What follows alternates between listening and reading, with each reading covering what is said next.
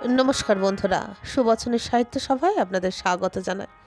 আজ আমি আপনাদের কাছে পড়ে শোনাতে চলেছি শ্রী রঞ্জন বন্দ্যোপাধ্যায় রচিত ডার্লিং ডুয়ার্কি এই বইটির তৃতীয় পর্ব। দ্বারকানাথের পূর্বপুরুষ নীলমণি ঠাকুর এইটুকু বুঝেছেন যে উপার্জনের একমাত্র পথ ক্লাইভের আদেশ অক্ষরে অক্ষরে পালন করা। উড়িষ্যাতেই বসবাস শুরু করলো নীলমণি। ক্লাইভের দয়ায় তার উপার্জন ভালোই। সে প্রতি মাসে টাকা পাঠায় দর্পনারায়ণের কাছে। দর্পনারায়ণ কথা দিয়েছে, যে টাকা নীলমণি পাঠাচ্ছে তা গচ্ছিত থাকবে দর্পনারায়ণের কাছে। নীলমণি কলকাতায় ফিরলেই সেই টাকা সে ফেরত পাবে। টাকা জমানোর এর চেয়ে সহজ উপায় আর কি হতে পারে? কিন্তু মানুষ ভাবে এক, হয় এক। ওপরওয়ালার খেয়াল বোঝে কার সাধ্যি। হঠাৎ মারা গেল নীলমণি আর দর্পনারায়ণের ছোট ভাই গোবিন্দরাম। সম্পত্তির ভাগ বাটোয়ারা নিয়ে প্রথম বড় আকারের বিবাদ ঠাকুর বাড়িতে। অশান্তির শেষ নেই। গণ্ডগোলের চূড়ায় পৌঁছে সুপ্রিম কোর্টে পর্যন্ত মামলা গড়ালো। গোবিন্দরামের বিধবা স্ত্রী রামপ্রিয়ার মামলা। সম্পত্তির সমান সমান ভাগের জন্য এই মামলা। চির ধরল ঠাকুরবাড়ির যৌথ সম্পদে। বিধবা রামপ্রিয়া রাধা বাজার ও জ্যাকসন ঘাটে 6টি বাড়ি নিয়ে আলাদা হয়ে গেল। এইবার নীলমণির গল্পে ফেরা যাক। সে তো ইতিমধ্যে জমিয়ে ফেলেছে বেশ কিছু অর্থ। সব গচ্ছিত আছে দর্পনারায়ণের কাছে।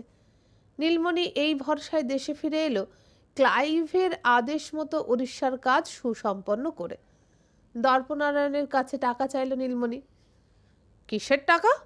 গর্জে উঠল দর্পনারায়ণ। দর্পনারায়ণ ইতিমধ্যে চন্দননগরে দেওয়ান হয়েছে। অর্থ ও প্রতিপত্তির প্রাবল্য সেই গর্জনের পিছনে। চন্দননগরে ফরাসিদের রমরমা। দর্পনারায়ণ ব্রিটিশদের সঙ্গে ততটা সুবিধে করতে না পেরে হাত মিলিয়েছে ফরাসিদের সঙ্গে। ফরাসি শক্তির মদমত্ত দর্পনারায়ণ নীলমণিকে বুঝিয়ে দিল তার হুঙ্কার ফাঁকা আওয়াজ নয়। কি প্রমাণ আছে তোমার যে মাসে মাসে তুমি আমায় টাকা পাঠিয়েছ? এতদিন আমি তোমার সংসার টেনেছে, সে টাকা আমায় কে দেবে? নীলমণি হতভম্ব। নীলমণির বুঝতে দেরি হলো না, তাকে পাথরিয়া ঘাটার বাড়ি ছেড়ে চলে যেতে হবে। এ বাড়িতে তার কোনো অধিকারও নেই। সে স্ত্রী, 3 ছেলে, 1 মেয়ে আর গৃহদেবতার লক্ষ্মী নারায়ণকে নিয়ে রাতের অন্ধকারে বেরিয়ে যায় বাড়ি থেকে। পিছন থেকে হুঙ্কার, দাঁড়াও! পিছন ফিরে তাকায় নীলমণি। দর্পনারায়ণ একটা পুঁটলি ছুঁড়ে দেয়, নিয়ে যাও তোমার শেয়ার। দর্পনারায়ণের পুঁটলি সমস্ত অপমান সহ্য করেও তুলে নেয় নীলমণি। তার পায়ের নিচে কোনো জমি নেই, নিভে গেল ভবিষ্যৎ। সে ভুলে গেল প্রতিবাদের ভাষা। মুহূর্তে যেন সে হয়ে গেল অন্য মানুষ। সে নিঃসংশয়ে ভাইকে বিশ্বাস করেছিল। সে নির্মমভাবে ঠকে গেছে, কিন্তু এখনও নীলমণির শেষ আস্থাটুকু যায়নি। সে বিশ্বাস করে তার শেষ আশ্রয় লক্ষ্মী জনার্দনকে। গৃহদেবতা আর স্ত্রী ললিতা আর 3 ছেলে রামলোচন, রামমণি আর রামভল্লভ ও 1 মেয়ে কমলমণিকে নিয়ে নীলমণি বেরিয়ে পড়ে রাতের অন্ধকারে। পুঁটলিতে যে টাকা দর্পনারায়ণ ছুঁড়ে দিয়েছে তাকে, সেই অর্থে নীলমণির প্রেরিত অর্থের অতি সামান্য অংশই আছে। কতদিন, কোথায়, কিভাবে চলবে তার সংসার? এর পরের দৃশ্যেই আমরা চলে যাচ্ছি উপন্যাসের প্রায় শুরুতে। এখানেই শেষ হচ্ছে একটি বৃত্ত। 1784 জোড়াসাঁকোর বৈষ্ণবচরণ শেঠ সবে শেষ করলো তার ঐতিহাসিক অবগাহন। সে দেখে অপর পারের দিকে, সেখানে এক উজ্জ্বল ব্রাহ্মণ পুরুষ গৃহদেবতার ভোগের আয়োজন করছে। সেই নীলমণি। এখনো তাকে চেনে না বৈষ্ণবচরণ। বৈষ্ণবচরণ তাকে ডেকে পাঠায়। আলাপ হয় তার সঙ্গে। জানতে পারে নীলমণির দুঃখের কথা। জোড়াসাঁকো অঞ্চলে 1 বিঘে জমি তাকে দান করে বৈষ্ণবচরণ। নীলমণি সেই জমিতে চালাঘরের বাসা বাঁধে। এই 8 চালাই জোড়াসাঁকোর ঠাকুরবাড়ির প্রথম সংস্করণ। এই 8 চালার নিবাস কেমন করে পৌঁছলো কলকাতার ঠাকুরবাড়ির বৈভব ও মহিমায়? সেই ম্যাজিকের নাম দ্বারকানাথ ঠাকুর, জয়রামের প্রপৌত্র, নীলমণির পৌত্র, রামমণির পুত্র, রামলোচনের দত্তক পুত্র। সেই অবিশ্বাস্য নায়ককে এই উপন্যাসের শুরুতেই আমরা পাচ্ছি প্যারিসে নৈশ আমোদে। তারপর আমরা সন্ধানী হচ্ছি সেই নায়কের রক্তধারা ও বংশাণুর। এই অবিশ্বাস্য, অভূতপূর্ব, অবিকল্প বাঙালির গল্প যত উজ্জ্বল ততই করুণ। শুধু এইটুকু বলে রাখি, দ্বারকানাথকে মুছে দিলেন তার উত্তর পুরুষেরাই। হত্যাকারীদের অন্যতম দেবেন্দ্রনাথ ও রবীন্দ্রনাথ। কেন দ্বারকানাথকে লোপাট করে দেওয়া অতটাই জরুরি ছিল এই দুজনের জন্য? 18।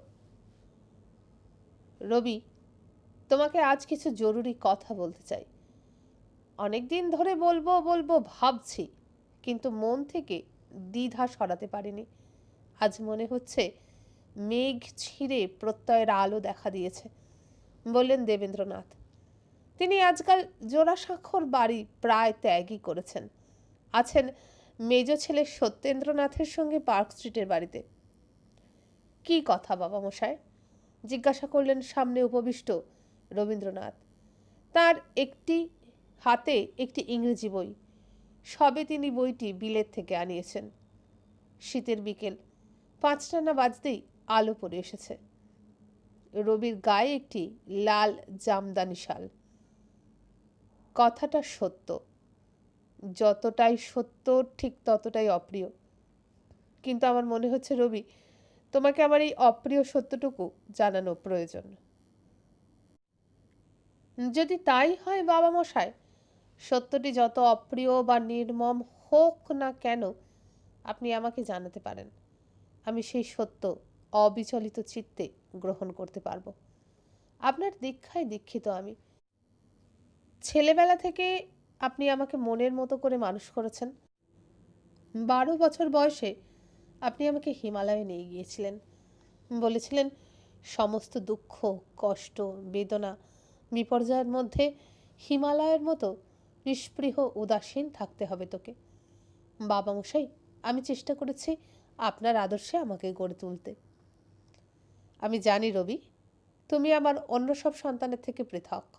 ভাবে, আদর্শে, অনুভবে, উপলব্ধিতে, বোধে ও মননে তুমি আমার সবচেয়ে কাছের মানুষ, মনের মানুষ।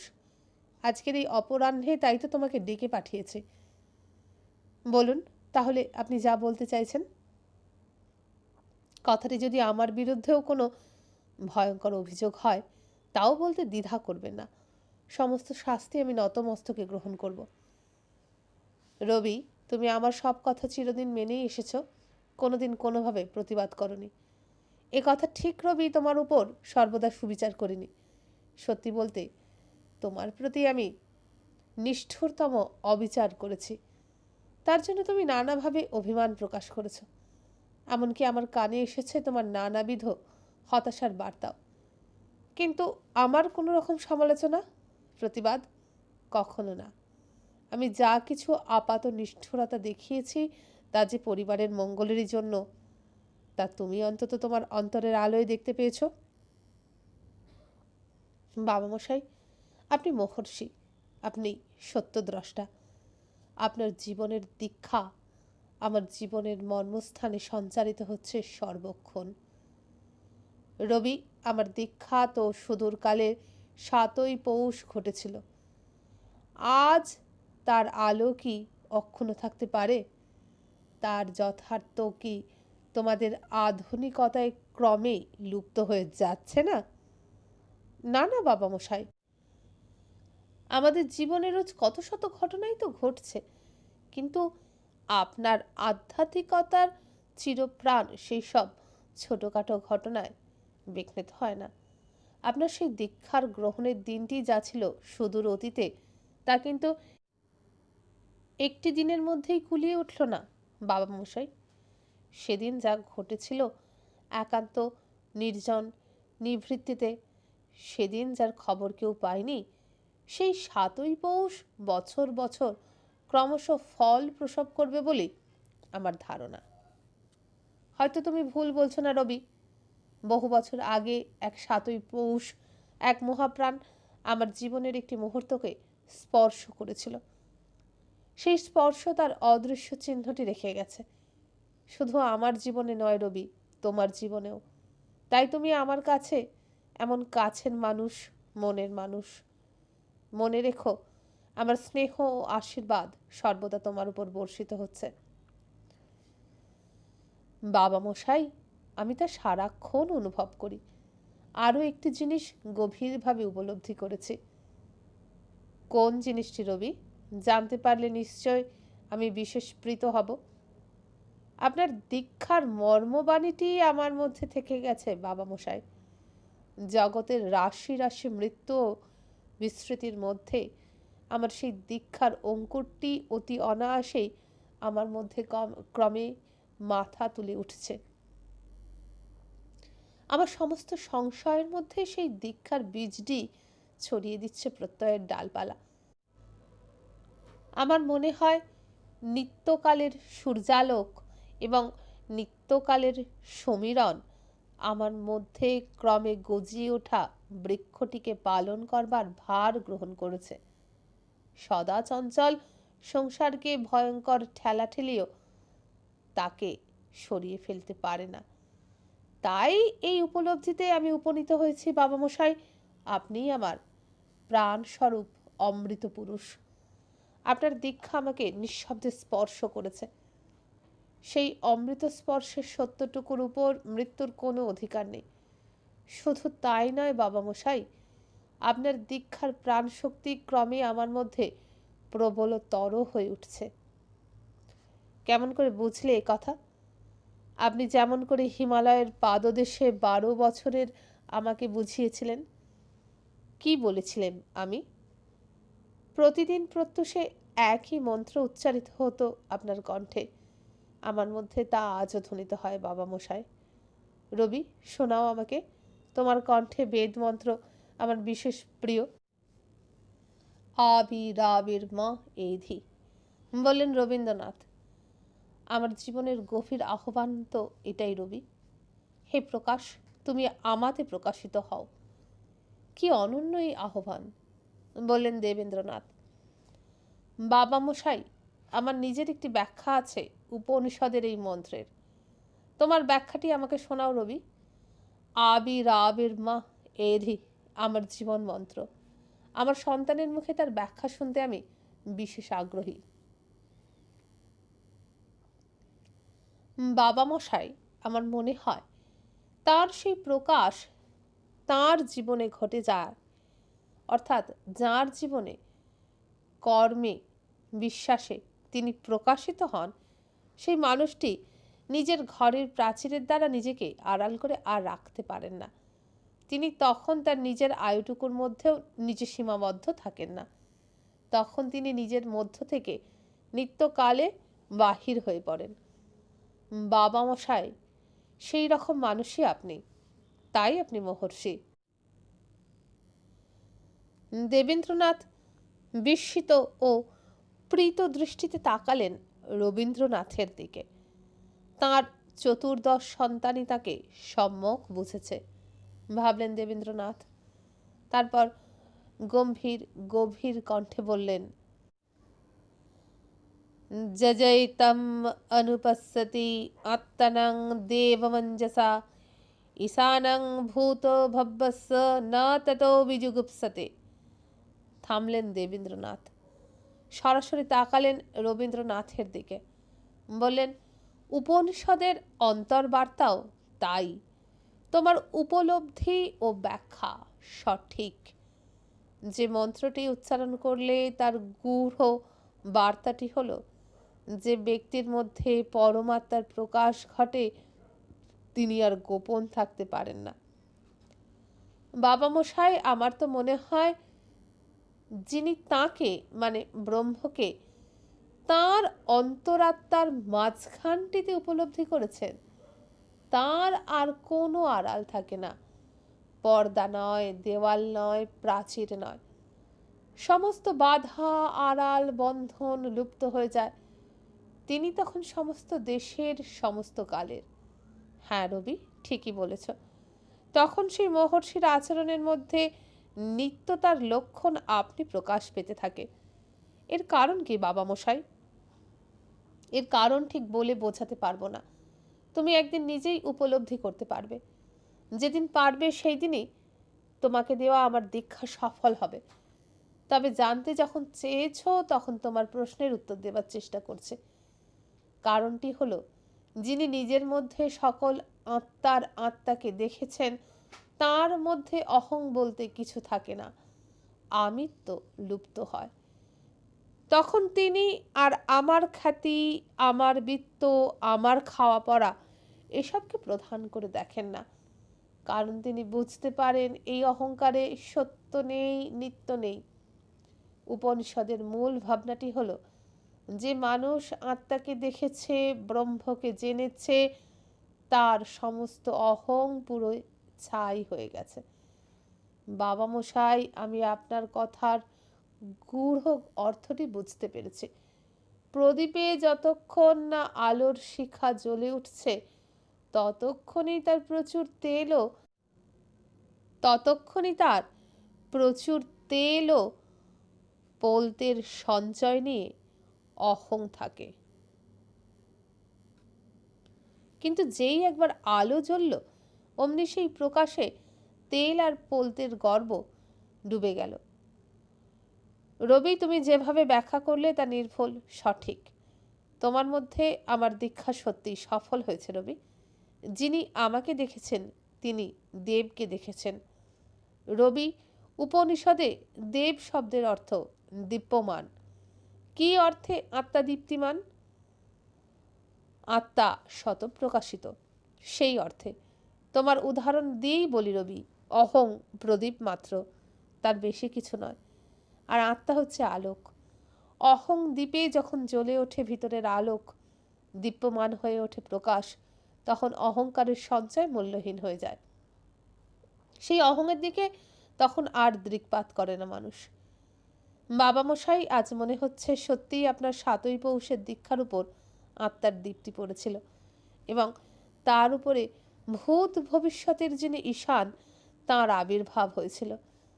রবি, তাই তো ক্রমে উপলব্ধি করছি। আমি যদিও ধনী গৃহের সন্তান, এই বিলাসের আচ্ছাদন থেকে নিজেকে আমি সর্বকালের দিকে উদ্ঘাটিত করতে পেরেছি। আজ ক্রমে অনুভব করছি আমার এই সাধনা নিত্য হয়ে বিরাজ করবে এবং তুমি সেই সাধনার ধারাটি তার দীপ্তি বহন করে নিয়ে যাবে। রবীন্দ্রনাথ প্রণাম করলেন দেবেন্দ্রনাথকে, বললেন, বাবা মশাই, আপনি মহর্ষি, আশীর্বাদ করুন। দেবেন্দ্রনাথ তার দক্ষিণ হস্ত রবীন্দ্রনাথের মস্তকে কিছুক্ষণ ন্যস্ত রাখেন। 19। বাবা মশাই, আমার মনে হচ্ছে আপনি আমাকে অন্য কোনো কথা বলবার জন্য ডেকে পাঠিয়েছেন। হয়তো সেই কথাটি এখনো বলা হয়নি। যে কথা এতক্ষণ হলো তা একেবারেই অপ্রয়োজনীয় নয়। যে লজ্জা, ঘৃণা, সংকোচের কথা তোমাকে আজ জানাতে বাধ্য হব, তার উপর এতক্ষণ যে কথা হলো সেই বার্তার আলোকপাত বিশেষ তাৎপর্যের। রবীন্দ্রনাথের চোখে মুখে বিস্ময়। দেবেন্দ্রনাথ তখনই কিছু বলেন না, তিনি যেন কিছুটা নাটকীয় ভাবেই নির্বাক। কিসের লজ্জা, কিসের ঘৃণা বাবা মশাই? চাপা অথচ তীব্র আগ্রহে প্রশ্ন করেন রবীন্দ্রনাথ। দেবেন্দ্রনাথ তখনই উত্তর দেন না, আরও কিছুক্ষণ প্রতীক্ষিত রাখেন পুত্রকে, তারপর বলেন, আমাদের বংশের, আমাদের পূর্বপুরুষের কথা, তাঁদের কীর্তি অপকীর্তির কথা, তাঁদের অর্থলিপ্সা, তাঁদের গৃধুতা, তাঁদের লালসা, পার্থিব সাফল্যের অসাফল্যের কথা, পার্থিব সাফল্যের প্রতি তাদের ঈর্ষা ও তাদের আধ্যাত্মিক অপ্রাপ্তির কথা যখন ভাবি আমার মন সংকোচে ও ঘৃণায় ভরে ওঠে রবি। আমার পূর্বপুরুষদের জন্য আমি লজ্জা পাই। বলতে পারো আমার সাধনা আমার পূর্বপুরুষদেরই পাপের প্রায়শ্চিত্ত। বাবা মশাই, আমাদের বংশের ইতিহাস আমি জানি। এই কথা ঠিক। আমাদের পূর্বপুরুষরা কলকাতায় এসেছিলেন অর্থ উপার্জন করতে। তাঁরা চেয়েছিলেন ব্রিটিশদের সুনজরে থেকে অর্থবান হতে। শুধু ব্রিটিশ শাসককে খোসামদি করেননি, মুসলমান শাসকদেরও পদলেহন করেছেন তারা অর্থের জন্য। তাদের জীবনের একমাত্র উদ্দেশ্য ছিল অর্থ। যেন তেন প্রকারেণ তারা টাকা চেয়েছিলেন, অর্থ, সম্পত্তি, ক্ষমতা। কিন্তু জীবনে অর্থেরও তো প্রয়োজন আছে বাবা মশাই। এই যে আমাদের ঠাকুর বাড়ির এত মান সম্মান, তার পিছনে অর্থের ভূমিকা কি অস্বীকার করা যায়? ছি রবি, তোমার মুখে এ কথা শোভা পায় না। তর্ক করো না, যা বলছি শোনো। ক্ষমা করবেন বাবা মশাই, হয়তো অর্বাচীনের মতোই কথা বলে ফেলেছি। রবি, আমি আমার পূর্বপুরুষদের শুধু অর্থলিপ্সার কথাই বলছি না। অর্থ উপার্জন করতে তারা নানা প্রকার ছল ছাতুরির আশ্রয় নিয়েছিলেন। নানাভাবে হতে হয়েছে তাদের শঠ ও অসাধু, সে কথাও না হয় বাদ দিলাম। কিন্তু তাদের ব্যক্তিগত চরিত্র যে খুব উচ্চমানের ছিল তা তো নয়। লালসা ছিল তাদের রক্তের মধ্যে প্রবাহিত। নারী লোলুপতা, বিলাস ও ভোগপরায়ণতা আমাদের বংশধারায় আছে রবি, অস্বীকার করার জো নেই। আমার গভীর সংকোচ ও শোচনার জায়গা সেটাই। দেবেন্দ্রনাথ দীর্ঘক্ষণ নির্বাক। নতমস্তকে রবীন্দ্রনাথ পিতার লজ্জা ও ঘৃণাকে নিজের মধ্যে অনুভব করার চেষ্টা করেন। নারীর প্রতি আগ্রহ এমনকি লিপ্সা কি তাঁরও নেই? নতুন বৌঠানের সঙ্গে তার সম্পর্কের অনেকটাই তো বুঝতে পেরেছিলেন দেবেন্দ্রনাথ, যে জন্য কর্মচারীর কন্যার সঙ্গে তড়িঘড়ি তারা বিয়েও দিলেন। তাছাড়া নতুন দাদা ও জ্যোতিরিন্দ্রনাথের সঙ্গে নটি ও বার বধূদের ঘনিষ্ঠতাও তো পিতার অজানা নয়। তিনি তো পরিষ্কার ঘোষণা করেছেন জ্যোতি চরিত্রভ্রষ্ট হয়েছে, সে প্রমাণ আমি পেয়েছি। সেই সব প্রমাণ নতুন দাকে লেখা কোনো এক নটির প্রেমপত্র, নতুন বৌঠানের সব চিঠি এবং তার সুইসাইড নোট, সবই তো পিতৃ আজ্ঞায় পুড়িয়ে ফেলতে বাধ্য হয়েছি আমি, ভাবেন রবীন্দ্রনাথ। পিতার চোখের দিকে তাকিয়ে বুঝতে চেষ্টা করেন। নিজেকে তার ভারী অপরাধী মনে হয়। তিনি নতুন বৌঠানের সুইসাইড নোটটি চিতার আগুনে অর্পণ করেও ঝলসানোর চিঠিটি লুকিয়ে তুলে নিয়েছিলেন। বাবা মশাই কি সে কথাও জানেন? বাবা মশাইয়ের কাছে কোনো সত্যই গোপন থাকে না, তিনি সব জানেন। এবং তিনি যতক্ষণ না নিজে জানাচ্ছেন, তার মনের কথা জানার উপায় নেই। রবি, কি ভাবছো তুমি? বিশেষ দুশ্চিন্তার কারণ ঘটল কি? প্রশ্ন করেন দেবেন্দ্রনাথ। ভাবতে ভাবতে কিছুটা অন্যমনস্ক হয়ে পড়েছিলেন রবীন্দ্রনাথ। পিতার প্রশ্নে চমকে ওঠেন। রবি, কিছুই প্রায় বলিনি তোমাকে। যতটুকু তুমি নিজে জেনেছ তা হলো জলের উপর হিমশৈলের ভাসমান চূড়াটুকু। বাবা মশাই যা জেনেছি তাই যথেষ্ট। অপ্রিয় সত্য নাই বা জানালেন আমাকে, হয়তো সেই বেদনা আমার পক্ষে সহনীয় হবে না। তোমাকে জানতেই হবে রবি। যদি না জানো তাহলে যে কাজটি তোমাকে করতে হবে সেই কাজ করার মতো ঘৃণা, ক্রোধ ও তেজ তোমার মধ্যে সঞ্চারিত হবে না। জানি তুমি সবটুকু না জেনে বুঝেই হয়তো পিতৃ আজ্ঞা পালন করবে, কিন্তু আমি তা চাইছি না। আমি চাই কোনো অপরাধ বোধ ও দ্বিধা ছাড়াই এই কঠিন কাজটি তুমি করো। যে কাজ তোমাকে দিয়ে আমি করাবো সেই কাজের জন্য কোনোদিন না তুমি অনুশোচনা দহনে কষ্ট পাও। রবীন্দ্রনাথের সমস্ত মুখ চোখে ফুটে ওঠে গভীর বেদনার চিহ্ন। তিনি নীরবে তাকিয়ে থাকেন পিতার দিকে। রবি, প্রথম যে কথাটি তোমাকে মনে রাখতেই হবে, তোমার জন্ম এক ব্রাত্য পরিবারে এবং তুমি, আমি, ঠাকুর পরিবারের সবাই আমরা হিন্দু সমাজে ব্রাত্য, আমাদের পূর্বপুরুষের পাপের ফলে, অন্যায়ের ফলে। রবীন্দ্রনাথ কোনো কথা বলেন না। মাথা নিচু করে তিনি শুধু নির্বাক শ্রোতা। রবি, তুমি হয়তো ভাবছো আমি কিঞ্চিত বাড়াবাড়ি করছি বা অতি নাটকীয়তার আশ্রয় নিচ্ছি তোমাকে ইমপ্রেস করার জন্য। তা নয় রবি, আমরা হিন্দু সমাজে ব্রাত্য মুসলমানের জল ছুঁয়েছি বলে। জল ছোঁয়া কথাটির ইমপ্লিকেশনটা একটু বিশেষভাবে ভেবে দেখো। সুদূর প্রসারী কথাটির তাৎপর্য। আমাদের পূর্বপুরুষরা যে শুধুমাত্র অর্থের লোভে মুসলমান শাসকের পদলেহন করেছে তা নয়, মুসলমান সুন্দরীর টানেও তারা সাড়া দিয়েছে, ধরা পড়ে মুসলমানের হাতে মুসলমান হয়েছে। অর্থাৎ আমাদের পূর্বপুরুষ কামিনী কাঞ্চন উভয়ের লালসাতেই সমাচ্যুত হয়েছে। রবি, পরিষ্কার জেনে রাখো একটি কথা, আমাদের পরিবারের ব্রাত্য হওয়ার পিছনেও শুধু অর্থলিপ্সাই কাজ করেনি, কাজ করেছিল মুসলমান রমণীর সঙ্গে সম্পর্ক। এই কারণেই রবি, আমাদের পরিবারের আর্থিক প্রাবল্য এবং শিক্ষার জোর সত্ত্বেও আমরা হিন্দু সমাজে হালে পানি পাইনি। এই কারণেই স্বয়ং দেবেন্দ্রনাথ ঠাকুরের ছেলেদের বিয়ে করতে হয় অতি সাধারণ ঘরে। জ্যোতিকে, তোমাকে বিয়ে করতে হয়েছে বাড়ির কাজের লোকের মেয়েকেও। এই কারণেই তাদের মেয়েদের গৃহবধূ করেও আত্মীয় হিসাবে আমার বেয়াই বেয়ান হিসেবে কোনো পারিবারিক সম্মান দিতে পারিনি তাদের, বা দিইনি। আমার আভিজাত্যে বেঁধেছে। আমি জানি এই জায়গাটা তোমাদের অত্যন্ত বেদনার জায়গা, কিন্তু আমার কিছু করার নেই। আমাদের এই সামাজিক নতি, আমাদের পূর্বপুরুষদের অন্যায়ের অবদান। আমার কন্যারাও যে খুব সম্মানের জায়গায় আছে তা তো নয়। দেবেন ঠাকুরের মেয়েকে যে সুপুত্র বিয়ে করবে সে আর বাপ মায়ের বাড়িতে বউ নিয়ে ফিরতে পারবে না। ফিরলে পরিবারে এক ঘরে হবে। এই হল হিন্দু সমাজের ফরমান। অতএব আমার কন্যারা সব ঘর জামাইয়ের ঘর করছে। তুমি জানো সামাজিকভাবে সেটা খুব সম্মানের নয়। রবীন্দ্রনাথ নিথর। কি বলবেন তিনি ঠাউর করতে পারছেন না। পিতা এইসব কথা বলছেনই বা কেন? এই পারিবারিক কাহিনী কত দূর গড়াবে? কী সব অজানা তথ্য ও সত্য উদ্ঘাটিত হবে? এবং সব শেষে কি কাজ করতে বলবেন পিতৃদেব?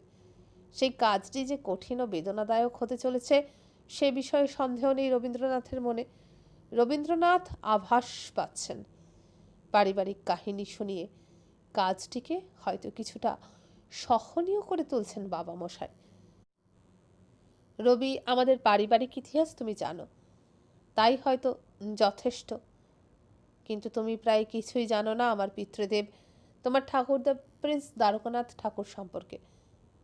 তিনিই তো ঠাকুর বাড়ির মোস্ট সেন্ট্রাল ক্যারেক্টার, বললেন রবীন্দ্রনাথ।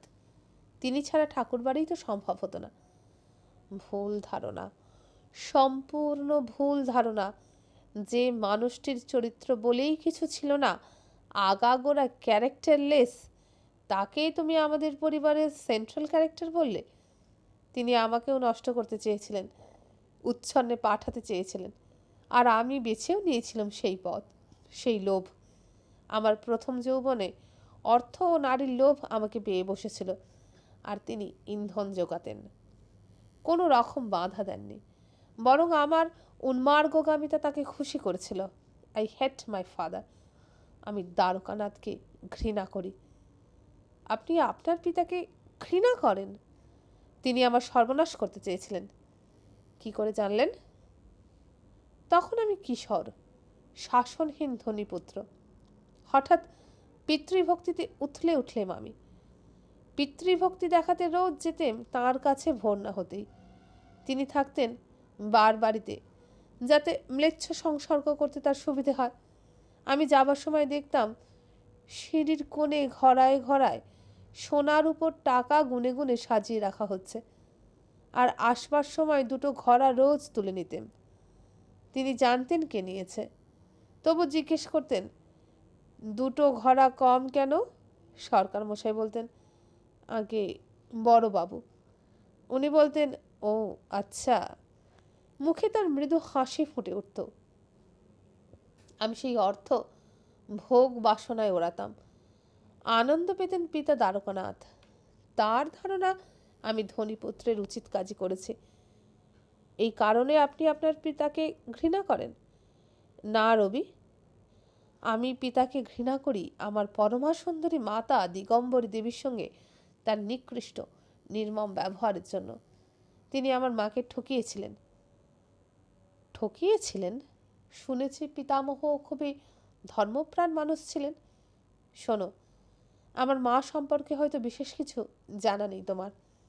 আমার মা ছিলেন যশোরের মেয়ে, নরেন্দ্রপুর গ্রামের রামতনু রায়চৌধুরী আর আনন্দময়ী দেবীর কন্যা। আশ্চর্য সুন্দরী ছিলেন। পিতারই আজ্ঞায় একসময় আমাদের বাড়ির জগদ্ধাত্রী প্রতিমার মুখ তাঁরই আদলে তৈরি হয়। তাহলে তো পিতামহ পিতামহীকে বিশেষ ভালোবাসতেন।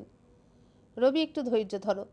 একসময় হয়তো তাঁরা পরস্পরকে ভালোবাসতেন, কিন্তু দ্বারকানাথের ম্লেচ্ছ সংসর্গে পান ভোজনের প্রবণতা যত বাড়তে লাগলো, ততই তাঁর দাম্পত্য জীবন সংকটময় হয়ে উঠল।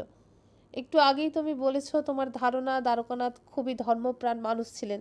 যদি 2 ঘন্টা ধরে ইষ্টনাম জপা এবং আচারনিষ্ঠ হিন্দুত্বের ভরণ করা ধর্ম হয়, তাহলে তো তিনি পরম ধার্মিক। তিনি বিলেতে পর্যন্ত গঙ্গা মাটি নিয়ে গিয়ে বাড়ির দেওয়ালে প্রলেপ দিয়েছিলেন। দ্বারকানাথকে বোঝা অত সহজ নয় রবি। তাহলে আসল দ্বারকানাথ কেমন মানুষ? কতটা মুখ, কতটা মুখোশ, কেউ জানি না আমরা। আমার যে পিতা আমার মাতৃদেবীর মুখের আদলে বাড়ির জগদ্ধাত্রীর মুখ তৈরি করেছিলেন, সেই পিতার আজ্ঞাতেই 1 বছর জগদ্ধাত্রীর মুখ তৈরি হলো এক ইংরেজি অভিনেত্রীর মুখের আদলে। আমি শুধু এইটুকু বলছি রবি, যে ম্লেচ্ছ সংসর্গের কারণে মাতৃদেবী পিতার সঙ্গে আর সহবাস করতে চাইলেন না, সেই ম্লেচ্ছ সংসর্গ হচ্ছে এই অতি সুন্দরী তরুণী ইংরেজ অভিনেত্রী। পিতৃদেব সেই ইংরেজ নটির জন্য হাজার হাজার টাকা ব্যয় করেছেন। পার্ক স্ট্রিটে সাসুসি থিয়েটার বানিয়েছেন।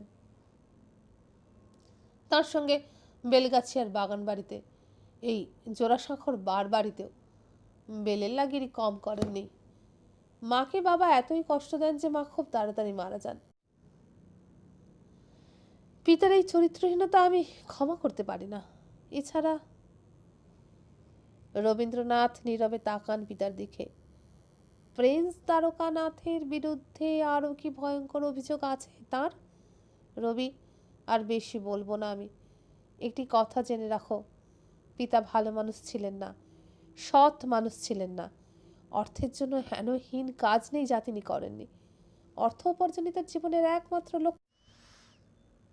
একমাত্র নেশা। আর সেই অর্থ ব্যয় করতেন শুধু নিজের ভোগের জন্য, নিজের বিলাসের জন্য। আপনি কি বলতে চাইছেন ঠাকুরবাড়ির অর্থ সম্পত্তি সবই অন্যায়ভাবে অর্জিত? দ্বারকানাথ ঠাকুরবাড়ির গৌরব নন, কলঙ্ক। সেই পাপকে মুছে ফেলতে হবে। বাবা মশাই, আপনি ঠিক কী চাইছেন? আমার ঈশ্বরের কাছে একটি প্রার্থনা। সেই প্রার্থনাটি বলুন আমাকে। পাপ মুক্তি, শুদ্ধি, কল্যাণ।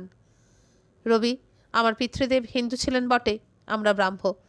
এবং হিন্দু সমাজে যদিও আমরা ব্রাত্য, ব্রাহ্ম সমাজে আমাদের প্রতিষ্ঠা ও খ্যাতি অক্ষুণ্ণ। তুমি জানো, সবাই আমাকে আজকাল মহর্ষি বলে। আমার মধ্যে আত্মার উদ্ভাস দেখা দিয়েছে রবি। সুতরাং আমি কোনোভাবেই পিতার অন্যায় অর্জিত অর্থ ও সম্পদের সঙ্গে সম্পৃক্ত থাকতে চাই না। কি কি অন্যায় পথে আমাদের পিতামহ অর্থ, সম্পদ ও সামাজিক প্রতিপত্তি অর্জন করেছিলেন, তার কোনো প্রমাণ আপনার কাছে আছে কি বাবা মশাই? রবি, তোমার এই প্রশ্ন আমাকে অক্ষুণ্ণ করলো আজ, আমার সম্মানবোধকেও আঘাত করলো। তুমি তো জানো রবি, আমি কখনো মিথ্যা বলি না, আমার মুখের কথাই প্রমাণ। আমাকে ক্ষমা করবেন বাবা মশাই, আমি শুধু আমার পিতামহ সম্পর্কে আরও বিশদভাবে জানতে চেয়েছিলাম। রবি, শুধু তোমার পিতামহ নন, আমাদের পিতৃপুরুষেরা কেউই উচ্চ চরিত্রের অধিকারী ছিলেন না। তারা সবাই ছিলেন পার্থিব ভোগবিলাসে, কামিনী কাঞ্চনে আসক্ত। সত্যতা ও আধ্যাত্মিকতার প্রতি তাদের স্বাভাবিক প্রবণতার কোনো প্রমাণ আমি পাইনি। রবীন্দ্রনাথ বেশ কিছুক্ষণ নির্বাক। দেবেন্দ্রনাথের মনে হলো রবির মধ্যে দ্বিধা সংকোচ এখনো বর্তমান। রবিকে যে কাজের আদেশ তিনি দিতে চলেছেন সেই কাজের জন্য রবির মন এখনো তৈরি নয়। রবি, পিতৃনিন্দা শুধু পাপ বা অন্যায় নয়, সন্তানের পক্ষে পিতৃনিন্দা বেদনাদায়ক, কিন্তু সেই গভীর ব্যথার কঠিন কাজটি আমাকে করতেই হবে। আমাদের পরিবারের প্রতি কর্তব্যবোধ থেকেই এই কাজটি আমি করে যেতে চাই, না হলে আমার আত্মা শান্তি পাবে না। রবীন্দ্রনাথ দু চোখে ভরা প্রশ্ন নিয়ে তাকান দেবেন্দ্রনাথের দিকে। সেই দৃষ্টিতে ফুটে ওঠে তার মনের চাপা কষ্ট। লক্ষ্য করেন দেবেন্দ্র, তুমি যখন জানতেই চাইলে, পিতৃনিন্দার সমস্ত কষ্ট বুকের মধ্যে নিয়ে তোমাকে কিছু কথা জানাচ্ছে। নিষ্প্রিয় কণ্ঠে গম্ভীর হয়ে বললেন দেবেন্দ্রনাথ।